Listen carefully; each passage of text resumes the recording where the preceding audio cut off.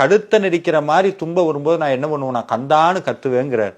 கழுத்தை நெரிக்கிற மாதிரி துன்பம் வந்தா சாமி சொல்றார், கள குறுஞ்செயர் ஒளிவர அழிவுற கருத்து நெய்ந்துட முறுபொழுது சாமி சொல்றார், பயமற மயில் முதுகினில் வருவாயே, என் பயத்தை எல்லாம் அழிக்கிற அளவுக்கு மயில் முதுகுல வந்து நிக்கணும் நீ அப்படிங்கிறார். வந்து நிற்பார், மனசுல காட்சி தெரியும், முருகனுடைய காட்சி தெரியும். சாமி சொல்றார், முருகனுடைய அந்த மயில் காட்சி தெரியுங்கிறார்.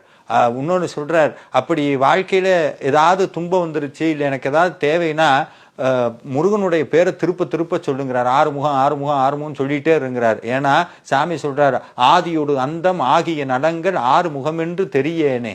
அதுக்கப்புறம் அது சாமி இன்னொன்று சொல்றார், முருக பக்தியில துவண்டு போகும்போதெல்லாம் நான் ஒரு விஷயம் சொல்றேன், மயில் விருத்தம்னு ஒரு பாடல் இருக்குது, அருணகிரிநாதர் கொடுத்த மயில் விருத்தம் இருக்கு.